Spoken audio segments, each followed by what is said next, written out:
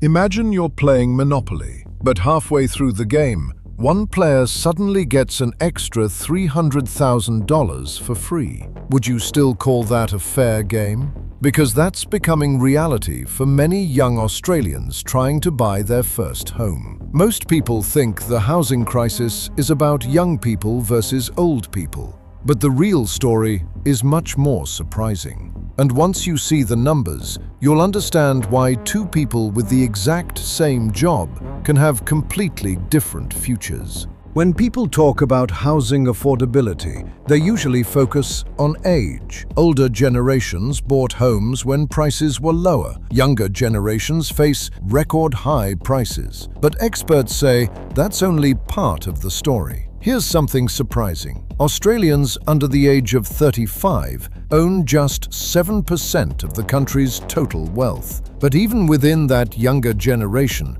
wealth isn't shared equally. In fact, many young Australians aren't competing against older Australians anymore. They're competing against other young people who already have a huge financial advantage. Think about it. Two first-home buyers might earn the same income, but one receives a $300,000 deposit from their parents, while the other has to save every dollar themselves. They're entering the same housing market, but they're not starting from the same starting line. Economists call this the bank of mum and dad.